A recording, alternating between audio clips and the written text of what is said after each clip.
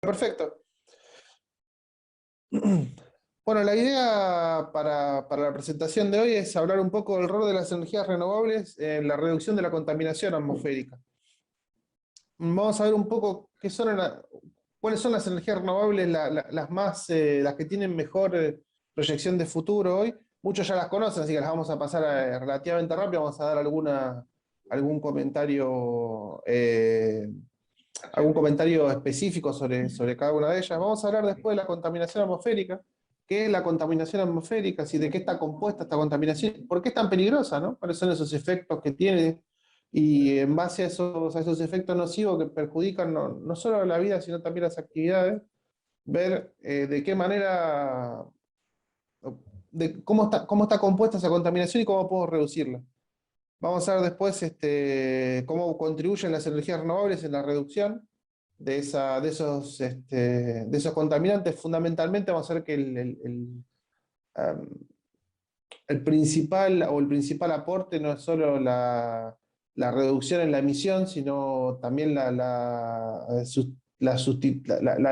impedir que algunas emisiones ocurran como consecuencia de proponerse como un elemento alternativo. Vamos a sacar algunas conclusiones al respecto. Más o menos tenemos prevista en la charla, será alrededor de unos 40 minutos, 40 minutos y una hora, en función de si hay alguna pregunta, ¿no? Que surja durante la charla o al final. Bueno, ¿cuáles son las renovables o las energías renovables que tienen hoy una proyección real y que están contribuyendo sustancialmente a la mejora de la calidad del aire en la actualidad? Yo diría que las principales son la eólica y la solar. La solar en sus dos formas. La que ustedes más conocen o la que más conocía, que es la fotovoltaica, donde ahora vamos a ver, usamos un panel para convertir la radiación del sol en energía eléctrica.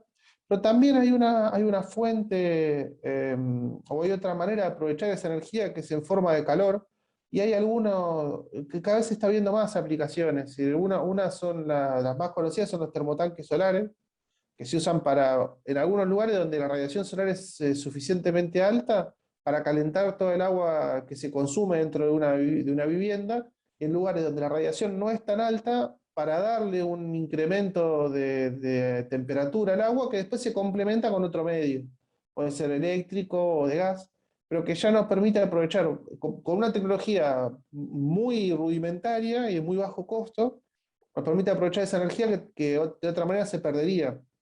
Hay un montón de innovación. De hecho, hay una innovación, se usa para cocinar también, hay una innovación local. Después vamos a ver un poco más eso, de un termo para calentar agua, que está impulsado por un colega nuestro de otra regional.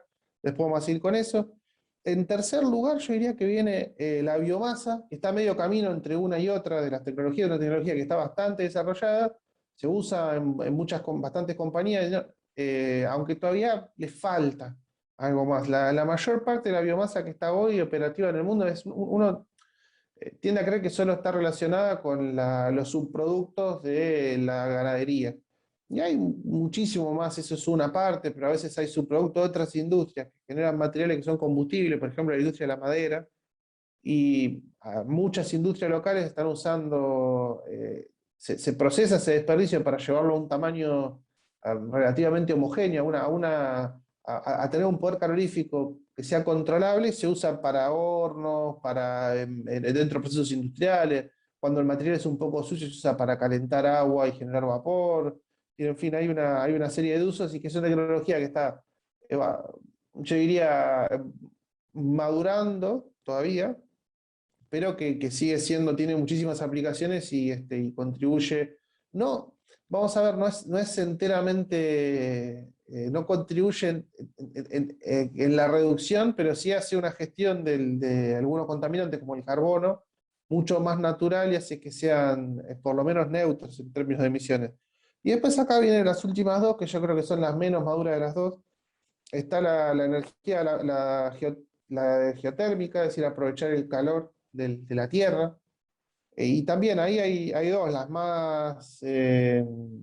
las más ambiciosas son la de generación de energía eléctrica, que hay algunas plantas geotérmicas, después vamos a ver cómo funcionan, están instaladas en algunos países nórdicos, esencialmente algunas digo bien, en Islandia hay algunas.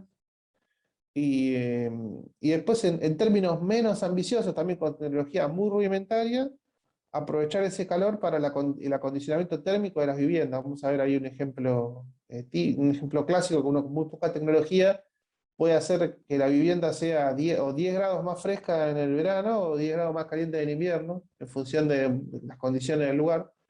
Y a veces eso alcanza para que todos los días uno tenga la vivienda en una temperatura de confort, y los días en que eso no se logra, porque uno tiene un clima que no controla, eh, la energía que tiene que aportar para llevar a la vivienda a esa condición es muchísimo menor. Entonces ahí vemos que con un pequeño cambio en el diseño puedo lograr una eficiencia en el consumo energético que se traduce en una menor emisión a la atmósfera. Y después, por último, tenemos la mini hidráulica, que también está ahí en un desarrollo siempre. Sí, yo creo que todavía le falta bastante, porque es quizá la más compleja en términos tecnológicos. Bueno, de la eólica creo que es la que ustedes más conocen, es a la que yo más me dedico. Y esencialmente lo que se busca es tomar la energía cinética del viento y aprovecharla para convertirla en energía mecánica de rotación en las aspas del generador.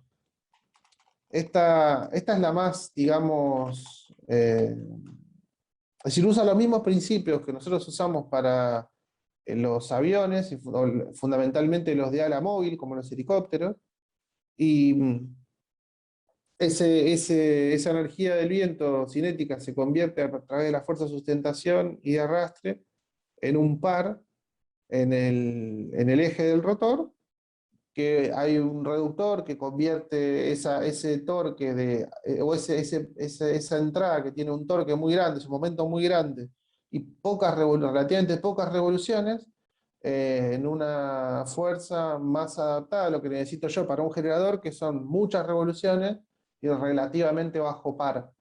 Después de ese reductor se acomoda un generador, que es el encargado de generar finalmente la electricidad, y después del reductor está un sistema de electrónica de potencia que lo que hace es acondicionar esa electricidad para poder entregarla en condiciones a la red, es decir, en frecuencia y en tensión. Después hay un montón de otra electrónica de control, una serie de cosas, pero eso es esencialmente la energía eólica. Una cosa interesante que hay que es bueno ver es, uno dice, ¿cuánta energía le puedo sacar al viento? Porque uno piensa que finalmente la energía que trae el viento es, en términos de energía cinética, si uno recuerda la ecuación de Bernoulli, es un medio del ρ por el área del rotor por la velocidad. Ahí entra la velocidad al cubo, ¿no? Esa es la potencia. Si un medio de ρ por b cuadrado es la energía que tenemos, y ahí tenemos la energía por unidad de tiempo. Entonces, si uno quitara toda esa energía al aire, el aire al final, atrás del rotor, se pararía. Entonces, si uno se propone sacarle toda esa energía, no lo podría hacer tecnológicamente, pero no podría hacer que el proceso sea un proceso continuo. Entonces la ley de Betz muestra que cuando a medida que en el eje X tenemos la relación de velocidades antes y después del rotor. Fíjense que si yo tengo que la velocidad antes del rotor es V1, pero después del rotor es V2, es decir, y ese V2 se va a cero, el coeficiente de multiplicación de potencia es 0,5, es decir, me muestra que me llevo todo, em, pero es un proceso que no puede ser continuo. Para que, para que el proceso sea continuo, lo que tengo que dejar es algo de velocidad del aire para que el fluido siga circulando. Y la mejor relación de potencias entre la relación de entrada y salida es 1/3, es la relación que se busca como relación ideal, y ahí con eso tenemos una relación de aproximadamente 0,66. Es lo máximo que nos vamos a poder llevar de energía, que no es poco tampoco, pero no es toda la que nos imaginábamos. Bueno, respecto a la energía solar, como les decía, tenemos estas dos, la fotovoltaica y la solar térmica. En la universidad, en algunos años, incluso ahí, después le vamos a preguntar bien a Luciano, pero tenemos un colega ahí que es de apellido Juanico, que trabaja en Bariloche. Él es uno de los principales promotores del uso de termotanques solares. Si ustedes se fijan en internet, hay muchos que se pueden comprar y tampoco es tan difícil hacer un termotanque solar propio. Y uno le puede ganar un montón de grados, incluso tener el agua a temperatura para lavar los platos, para bañarse, en función de cómo está el día. Y si no, como le decía, si no alcanza para completar no alcanza para llevar la temperatura a la condición de consumo, nos ayuda a agregar temperatura al agua y a tener que gastar menos energía. Esa es una de las principales eh, contribuciones, el evitar que yo tenga que quemar un combustible fósil o usar electricidad que viene de la quema de combustibles fósiles para, por ejemplo, calentar el agua en el consumo de las viviendas. Acá tiene una foto de un termotanque solar, que es una cosa de sumamente baja tecnología, son unas mangueras. En general se usan una manguera de color negro para mejorar la absorción de la radiación solar. Dentro está el agua que circula, si uno no tiene un gran consumo de agua caliente, uno lo puede circular directamente por termosifón, ¿sí? Porque es muy poquita esa pequeña resistencia que tienen las cañerías se vence con esa diferencia térmica y uno funciona sin problema. Bueno, acá tienen un poco el principio. En general, si uno tiene en un sistema más comercial, ahí ven la resistencia, uno se fija la temperatura de salida, si la temperatura de salida no está en el punto de consumo, hay una resistencia que se enciende para complementar en los días o de menos radiación solar. Acá tienen un poco este, este, este pequeño gráfico para ver algunas cosas donde podemos usar donde se puede usar la energía térmica del sol, se puede usar también para climatización de piscinas. Acá no está la aplicación, pero se puede usar para cocinar. Si ustedes buscan en internet, hay cocinas solares, donde uno abre una suerte de espejos y la comida se pone en el medio. Se aprovecha la radiación solar directa para calentar la comida, incluso se puede cocinar, digamos, no es que no solamente entibia el agua. Y después en una aplicación acá que no encontré o no hice tiempo de agregarle la diapositiva, hay una aplicación argentina de un colega nuestro de otra universidad, de otra regional, que aprovechamos y le hacemos propaganda, que tiene un pequeño emprendimiento eh, y desarrolla y vende comercialmente un termo que es una suerte de termo solar, digamos. Es un pequeño termito con unos espejos que uno los puede abrir, los orienta al sol, le agrega agua fría y deja el agua a temperatura por ejemplo, si uno quiere hacer un té o tomar mate. Después si lo quieren buscar se llama, como no podía ser de otra manera, Solar Mate. No recuerdo el nombre del colega nuestro que estuvo trabajando ahí y que fue el que lideró el equipo. Eh, pero ahí lo pueden buscar en la página y lo van a encontrar. Es una iniciativa interesante es un uso de la energía solar que no siempre tenemos presente, pero que es muy, muy importante. Después acá tenemos las dos versiones de uso de energía solar fotovoltaica. El primero es en términos de parques. Nosotros tenemos en la región del norte y noroeste argentino, tenemos zonas muy propicias para explotar esta energía. Tenemos intensidad de radiación, o potencia de radiación muy alta. Así que son energías muy, muy eficientes, se pueden instalar sobre equipos fijos o sobre estructuras de soporte fijas.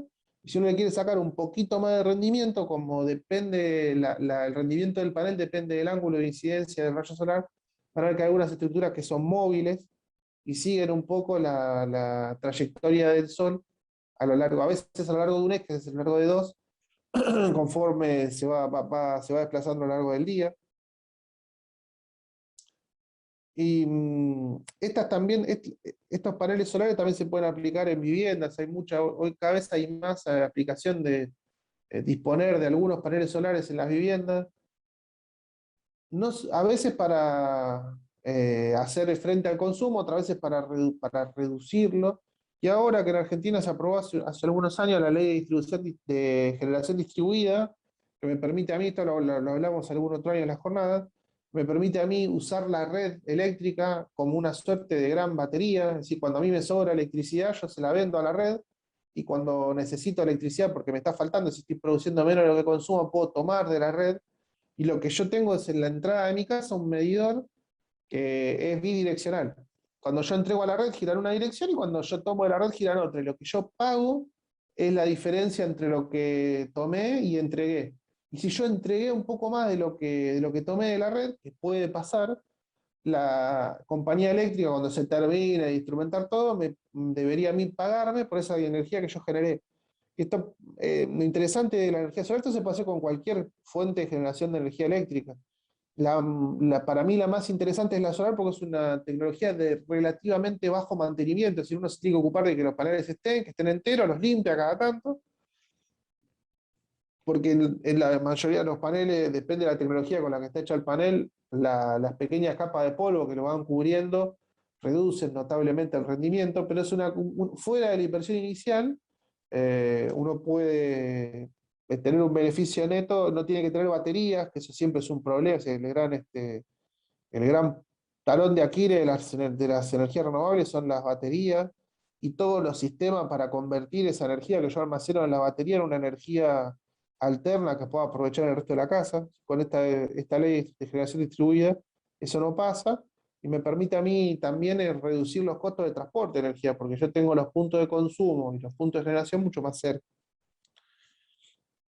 Como una tecnología intermedia está la tecnología que hablábamos juntos, la de biomasa, que lo que hace son tomar esos residuos que pueden ser agrícolas, del residuo de la industria agrícola y la industria forestal, eso es muy común para usarlo en temas térmicos, puede ser residuos de la ganadería, y también hay residuos del proceso de la industria agrícola y incluso en algunos lugares se pueden usar, van a ver que hay muchos programas que lo llaman de manejo de residuos sólidos orgánicos, van a ver por la sigla RSU. Hoy prácticamente todas las ciudades tienen programas de manejo de residuos sólidos, que son los programas que ustedes ven en general en Argentina, un lugar donde está más implementado con todas las deficiencias que tiene, pero que está más implementado es en la ciudad autónoma de Buenos Aires, donde hay un proceso muy rudimentario de separación de residuos entre lo que son residuos orgánicos, que uno puede de alguna manera enterrar sin consecuencia y dejar que la naturaleza siga su curso, y los residuos reciclables, eh, donde uno tiene material recuperable de muchas características. Dentro de ese material recuperable hay algunos que se puede, dentro del destino que se le pone a ese material recuperable, uno puede ser el uso en biomasa. Bueno, acá tienen un esquema rudimentario de cómo la biomasa se puede usar para generar electricidad, también no solo calor. Lo que se hace es esa materia orgánica que viene de otras industrias, se procesa primero para llevarlo a una condición de uso, como le decía, para llevarlo a un material que tenga un poder calorífico más o menos controlable, controlable y conocido. Por ejemplo, la madera se suele trozar en pequeñas porciones, no en troncos, sino en pequeñas porciones que son fáciles, o sea, tienen una superficie grande, son fáciles de quemar y uno conoce el calor específico. Y después se puede usar para un proceso térmico, si no, se lo pone en una caldera, se calienta agua, con ese agua se genera vapor, y el vapor se envía a un generador, a una turbina de generadores, que puede ser uno o varios generadores, generalmente hay un generador de alta presión, uno de baja, y con eso se genera energía. Eso mueve unas aspas, y ese vapor mueve unas aspas, eso mueve un generador y el generador genera energía eléctrica. Después la salida se toma en un condensador, el agua pasa de este estado gaseoso a estado líquido de vuelta, a alta temperatura, y esto se vuelve a mandar a la caldera para que el proceso continúe. Y acá, por último, vamos a pasarlo no tan relativamente rápido. Las centrales geotérmicas son una tecnología que son muy específicas, o son específicas de algunos pocos países, todavía está madurando. Y lo que hacen es aprovechar esa, cuando yo tengo a relativamente poca profundidad, puedo disponer de vapor de agua que por la propia característica de la geología del lugar está en contacto relativamente estrecho con, la parte más caliente de la corteza terrestre. Yo puedo tener, sin necesidad de tomar de generar ese vapor, tener vapor o agua a muy alta temperatura.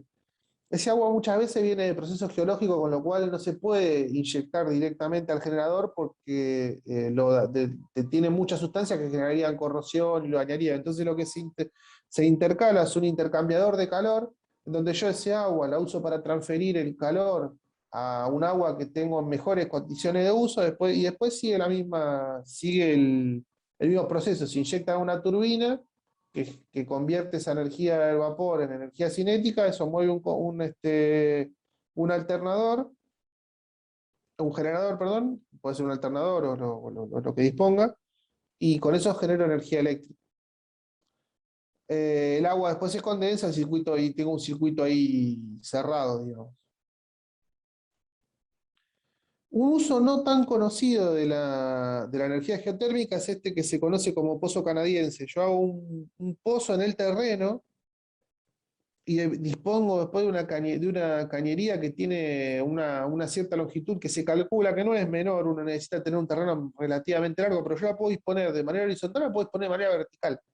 La idea es que yo tenga la posibilidad de hacer circular el aire y que el aire esté en contacto con el terreno. Eso generalmente se hace entrar por el sótano, tiene una pequeña pendiente hacia la casa para que haya un pozo de drenaje que tome el agua de condensación que se pueda generar.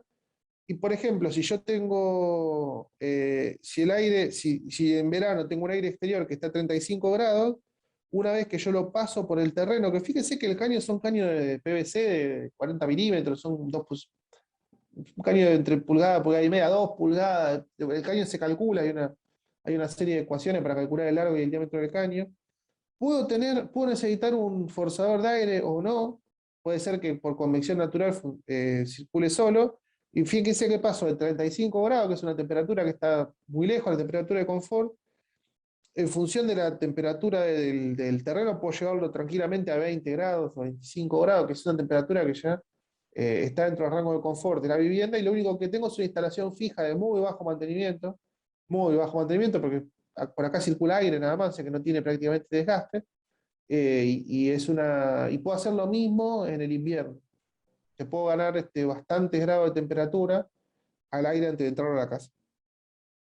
Acá también tenemos siempre conviene tener algunas unidades de filtrado, que es lo único más complejo para separarme un poco de cualquier impureza que pueda traerme el ambiente. Y después acá tenemos esta que yo diría que es la que siempre estamos tratando de desarrollar y nunca se termina de desarrollar, que es la energía que se llama mini hidráulica, en donde en vez de hacer un gran aprovechamiento hidráulico, yo lo que hago es desvío una pequeña parte de un río y genero una pequeña presita. Como ven acá, la mayor parte del río sigue su curso, yo saco un poquitito de agua y con eso genero un pequeño embalse y pongo una pequeña turbina.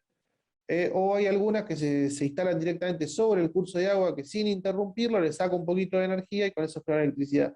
En general sirven para cosas muy específicas. Está trabajando el Instituto Balseiro y el INVAP, los dos sé que están trabajando en desarrollar alguna turbina, sobre todo para río de montaña, pero siempre son tecnologías un poco costosas, requieren alto mantenimiento, y nunca terminan de madurar. Están ahí, pero todavía no han terminado de madurar. Vamos a hablar ahora rápidamente de la contaminación atmosférica y después después vamos a ver cómo contribuyen las energías renovables a solucionarlo. Una definición de contaminación atmosférica es la que tenemos ahí. Esencialmente uno dice que tiene contaminación atmosférica cuando en el aire aparecen materiales de cualquier forma. Vamos a ver que la mayoría van a ser de forma gaseosa, probablemente aerosoles también, que pueden producir o daño en nuestras actividades o en las personas o molestias. Muchas veces uno no afecta directamente a la salud, pero sí nos producen molestias. Esperen que se nos corrió la presentación. Ahí está.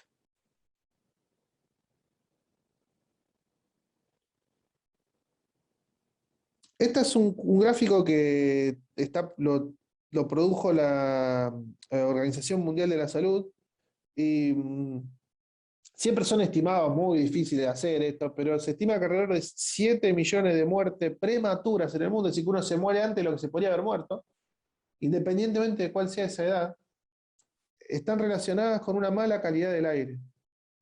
Se han encontrado muchas enfermedades asociadas a la falta de calidad del aire, pero entre ellas tenemos tres de las principales causas de muerte de la población en general, que uno son los accidentes cerebrovasculares, otras son las enfermedades cardiovasculares y el tercero son las enfermedades relacionadas con las enfermedades pulmonares, desde la más grave como el cáncer hasta otras como las bronquitis y las pulmonías crónicas, y problemas que no son letales, pero que sí afectan la calidad de vida. Acá tienen dibujado el mundo y en cada color están mostrado cuántas de esas 7 millones de muertes que se producen al año de manera prematura ocurren en cada uno de las partes del planeta. Y si ustedes se fijan en las regiones que tenemos más fuertemente contaminadas o con peor calidad del aire de la Tierra, que son las que ven ahí en gris, son algunas regiones el negro y gris, que son algunas regiones de Asia. Tenemos alrededor de 2 millones de muertes prematuras por año, solamente porque la calidad del aire que respiran no es tan buena. Nosotros estamos en alrededor de 300.000, que no es un número menor. Acá tenemos un poco la distribución de la cantidad de muertes prematuras. Esta es una estimación al año 2000, del año 2010, perdón, pero alrededor del 45, del 45% de las muertes proviene del sudeste asiático y de la región del Pacífico, y el 35% de la región de Asia. Nosotros sabemos que son regiones muy contaminadas, fundamentalmente por el empleo intensivo del carbón como un combustible para la generación de energía eléctrica y para otra fuente de energía. Y esto, si bien está de a poco cambiando, ha traído mucho problema. También trae problemas, si uno va más de fondo, acá lo ven también, no solo afecta a la salud de las personas, sino a las de las personas que están por nacer.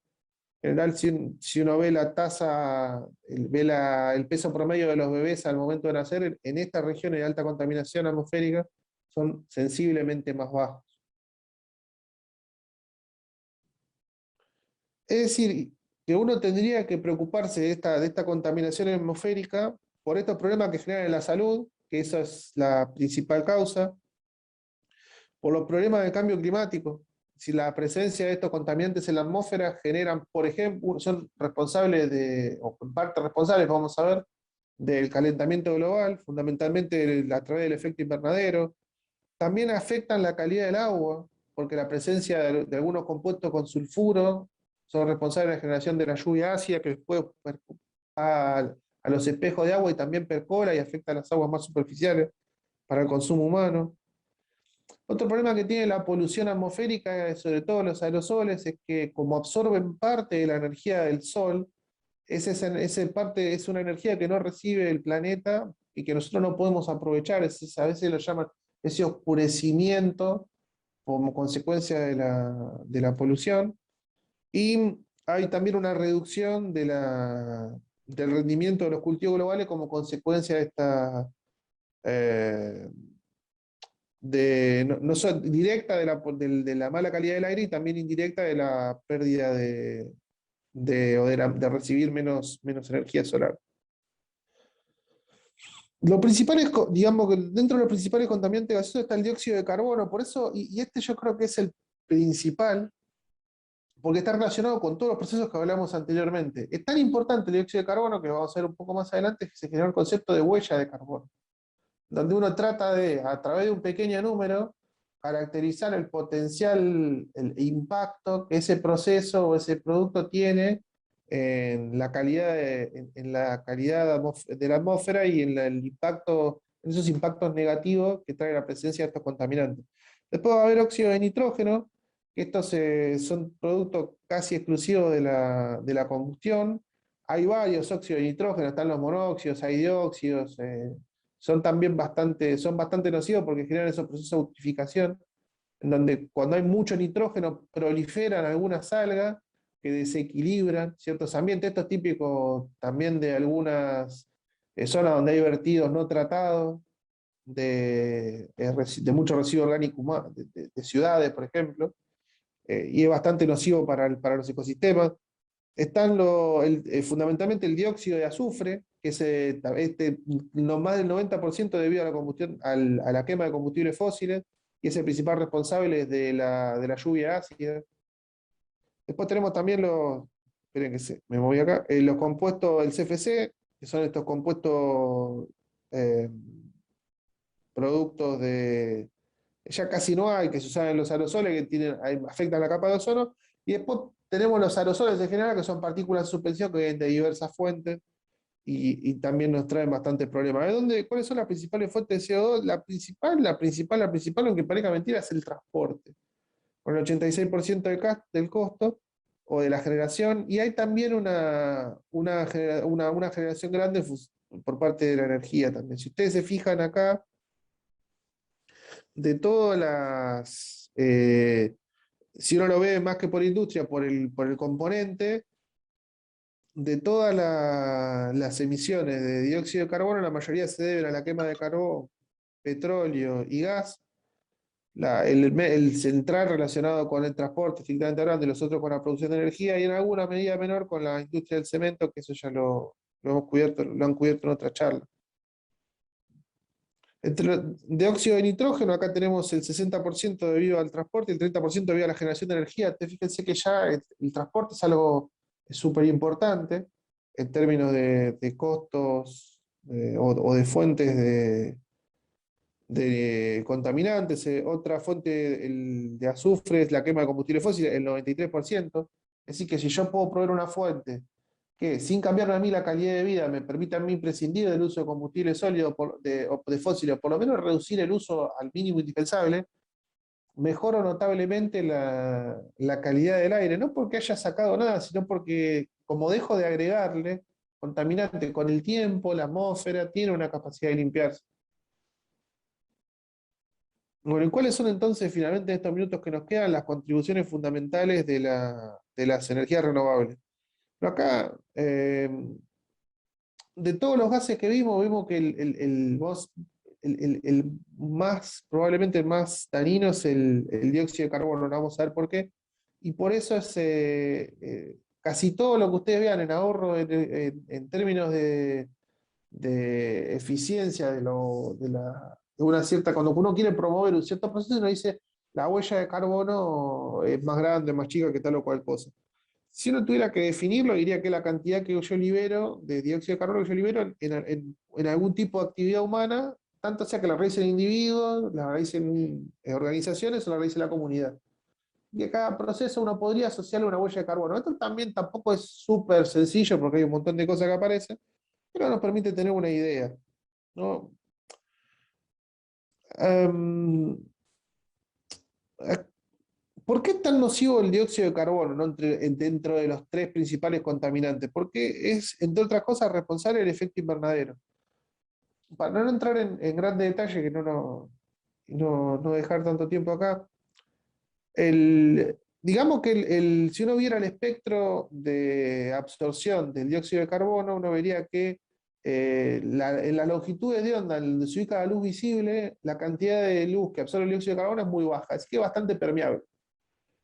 Ahora, cuando esa luz llega a la Tierra, calienta otros componentes y genera un proceso de emisión de energía por radiación, en donde de esa energía que el planeta recibe, que por algún motivo uno no aprovecha, se devuelve al espacio. En esa franja de radiación no visible que está en el campo de la radiación infrarroja, el dióxido de carbono tiene una alta tasa de absorción. Y de esa energía que absorbe, la vuelve a devolver. parte de esa energía se devuelve, se sigue de camino al espacio, es decir, la absorbe y la devuelve, pero más o menos la mitad, pero la otra mitad se vuelve a reflejar al planeta. Es decir, que toda esa energía del Sol que entre, que yo podría de alguna manera devolver al espacio, la mitad, la presencia de dióxido de carbono me la vuelve a devolver a la superficie. Eso genera ese efecto invernadero que, entre otras consecuencias, es el responsable del aumento de la temperatura global. Acá tienen, no, y uno dice, ¿cómo sé yo que de esa energía que está volviendo a la Tierra viene del dióxido de carbono y no viene de otra cosa? Bueno, si uno se fija la longitud de onda de la radiación que yo estoy recibiendo, o sea, separa la radiación que yo estoy recibiendo en la Tierra por longitud de onda, vemos que la que corresponde a la longitud de onda del reflejo del dióxido de carbono, que es la que está en la primera parte del gráfico, es la que tiene el aporte más grande a la radiación total recibida. Después tenemos ahí los compuestos, los de CFC, hay óxido de nitrógeno. Es por eso que hay una certeza real de que el dióxido de carbono tiene una influencia grande en la cantidad de energía que vuelve sobre el planeta. Después uno dirá si hay muy poca, o hay alguno que puede decir que bueno, que no es que si eso que vuelve es importante o no, pero la, la verdad es que un gran componente de lo que vuelve es debido al dióxido de carbono y no hay duda científica al respecto. Y si ustedes se fijan, entre el año 1960 y el 2015, si uno mide la concentración de dióxido de carbono en partes por millón, se incrementó entre 1960 y el 2015 en por lo menos un 30%. Y si uno mira para atrás, antes de la revolución industrial, prácticamente los niveles estaban en un orden de magnitud menos que lo que estamos midiendo hoy en día. Sí que hay eh, es real el aumento de dióxido de carbono. Bueno, ¿cómo contribuyen las energías en esta mejora de la calidad atmosférica?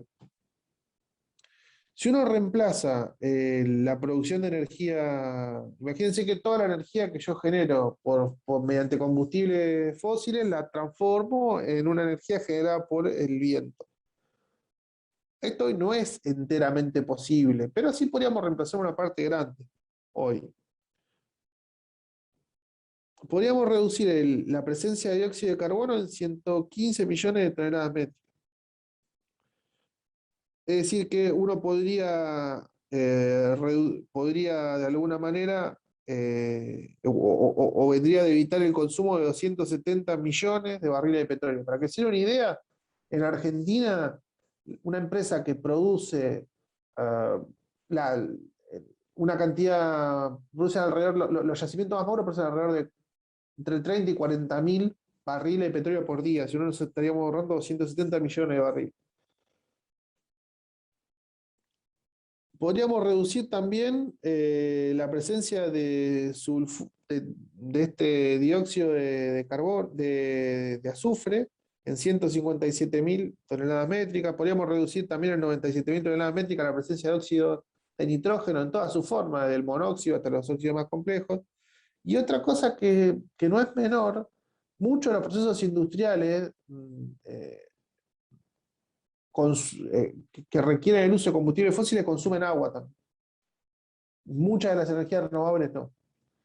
Entonces el agua sobre todo potable, que también es un bien escaso, se puede salvar si uno si uno se hace esa transición a las energías renovables. Aproximadamente se pueden salvar 300 billones de galones de agua cada año. Si uno ve la distribución del ahorro, o de dónde viene la presencia o de dónde vienen las emisiones de dióxido de carbono, tanto la energía solar como la energía eólica, fíjense que el grueso de las emisiones vienen de la fabricación y la construcción, y hay muy poquito, prácticamente cuando yo estoy en la fase de operación, prácticamente nada, o prácticamente no hay presencia o no hay aporte de dióxido de carbono. prácticamente durante la operación no hay aporte de dióxido de carbono. Así que una vez que yo fabriqué mi producto, eh, y obviamente esa fabricación necesita de energía y esa energía tiene una huella de carbono, si se libera carbono en esa producción. Una vez que yo lo fabriqué, durante todo el tiempo de operación prácticamente no tengo aporte de dióxido de carbono. En la solar casi nada, en la eólica un poquitito. Y también en ese proceso así que en función de si cuanto más años yo de vida útil le logre a cada una de estas tecnologías, menor aporte, es decir, mejor va a ser esta proporción, porque una vez que yo lo construí, todo el tiempo que logre que opere, son beneficios en términos de reducción de ese aporte de dióxido de carbono. Y después, al final de la vida útil de mi pieza, si yo me mantengo en esa idea de que que vimos, o se cubrió en la jornada, en el día de ayer, o se volvió a hacer énfasis, de no solo reducir el consumo, sino que una vez que yo ya decido que necesito hacer el consumo, reutilizar lo que pueda, una parte grande de los generadores eólicos son reciclables. Una parte grande, pero no todo.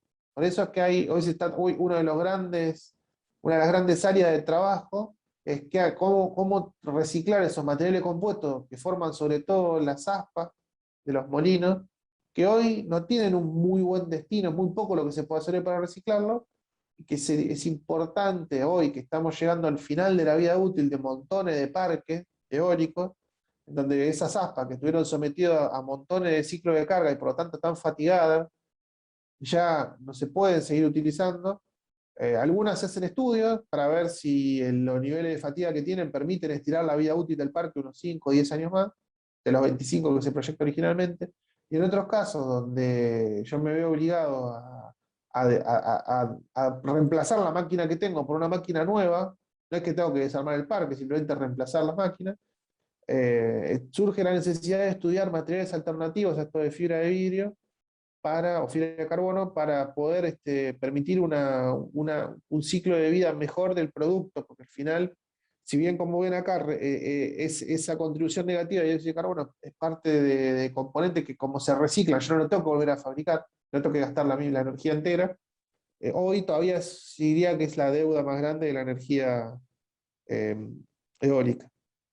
En términos de energía solar, por cada 1000 unidades de producción eléctrica, uno podría decir que uno está ahorrando aproximadamente, si uno lo compara, si uno piensa que uno gasta, no sé si había una pregunta ahí, no, ok. Eh, la diferencia entre lo que uno gasta o lo que uno emite en una planta que tiene combustibles fósiles y una producción de con energía solar, tenemos aproximadamente 0,8 toneladas de dióxido de carbono de diferencia. Así que equivale a 1000 unidades de producción, elijan la unidad de producción que elijan, equivale a los dióxido de carbono que eliminan 40 árboles. Así que con muy poco esfuerzo, yo lo que me estoy ayudando es a ese dióxido de carbono no emitirlo, eh, y reducir los niveles de contaminación de la atmósfera. Bueno, acá hay algunos números para que están asociados a la reducción de la energía eh, solar. No me detengo demasiado ahí, porque quiero quedarme en el último concepto y después ya cerrar la charla en estos minutos que nos quedan. A veces una de las tecnologías más discutidas en términos de huella de carbono es la biomasa. Porque uno dice, finalmente, toda esa materia orgánica que atrapó dióxido de carbono, cuando yo la queme, lo va a volver a soltar a la atmósfera. Eso tiene algún grado de verdad, pero al final del día, en el peor de los casos, el ciclo es neutro. Porque yo, el dióxido de carbono que tomé de la atmósfera y lo fijé en la materia, cuando lo quemo lo libero y cuando genero de vuelta esa materia orgánica lo vuelvo a fijar. Entonces, si bien no es una tecnología que me ahorre la emisión de dióxido de carbono, por lo menos no incrementa la cantidad de dióxido de carbono que está presente en el circuito total. Así que uno podría decir que es una tecnología que no me salva nada, pero tampoco me agrega nada. Y es una tecnología que aprovecha material que de otra manera igual se liberaría a la atmósfera, nada más que de manera donde uno no podría aprovechar esa energía. Entonces, aún la biomasa que tiene ese cuestionamiento es sigue siendo útil. Finalmente, entonces, acá les dejo un pequeño chiste para cerrarlo. La huella de carbono en las energías renovables existe, es mentira que no existe, existe algo de dióxido de carbono, siempre lo libera, tanto en la operación como en la fabricación, pero es muy, muy, muy pequeña, sobre todo si se la compara con otras tecnologías. Y uno tiene que pensar que siempre vamos en una evolución. Entonces hoy deberíamos pasar de los combustibles fósiles a los renovables. Mañana, cuando se manejen otras tecnologías mejores, vamos a poder abandonar esas renovables o usarlas como un complemento y pasar a, por ejemplo, tecnología de fusión que se están investigando en una empresa Tomahawk, que está trabajando en Inglaterra en un reactor de fusión comercial. Así que hoy no quiere decir que nosotros tenemos que pasar para renovables para siempre, pero sí que tenemos que pasar a tecnología que sea renovable. Por ahí el viento, el sol no cubren absolutamente todas las necesidades, pero las podemos usar como un buen complemento y mañana cuando tengamos esta tecnología disponible, seguir manteniéndolas como complemento, pero apoyarnos más fuertemente en otras tecnologías. Otra cosa que les quería mostrar es cómo en términos indirectos, no relacionados estrictamente con la contaminación directamente, pero sí, si yo puedo usar movilidad eléctrica, este es un Tesla, acá hay también camiones que está produciendo Tesla, si yo puedo generar una movilidad que sea eléctrica, siempre que cada vez que yo produzco un auto eléctrico, retire un auto de combustión interna del mercado, porque si no, lo único que hago es ir agregando cosas, ¿no? Si yo puedo ir reemplazando esos autos por autos eléctricos y generar energía eléctrica por medios renovables, esa contaminación como vimos antes, que viene en gran parte del transporte y que está asociada a la quema de combustibles fósiles, yo la puedo eliminar. Entonces, sin afectar mi calidad de vida, es decir, sigo teniendo autos que siguen pudiéndome llevar de un lugar a otro, si no tengo que hacer nada, no me cambia prácticamente nada, y estoy reduciendo la contaminación atmosférica, que yo creo que al final del día eso es una cosa que también muchas veces los detractores de todo lo renovable dicen, bueno, pero eso me va a complicar a mí la vida. No necesariamente. Muchas veces uno haciendo un aporte chiquitito y otras veces no haciendo nada, porque estos vehículos cumplen la misma función, uno puede tener una proyección del uso de energía que nos permita satisfacer las necesidades de hoy sin comprometer la posibilidad de las próximas generaciones de satisfacer las de ellos.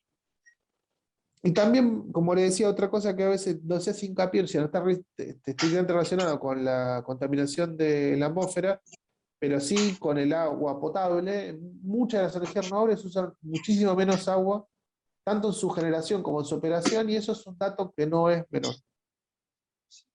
Bueno, como conclusiones en estos minutos que nos quedan, y después vamos a ver si hay alguna pregunta, la contestamos con mucho gusto.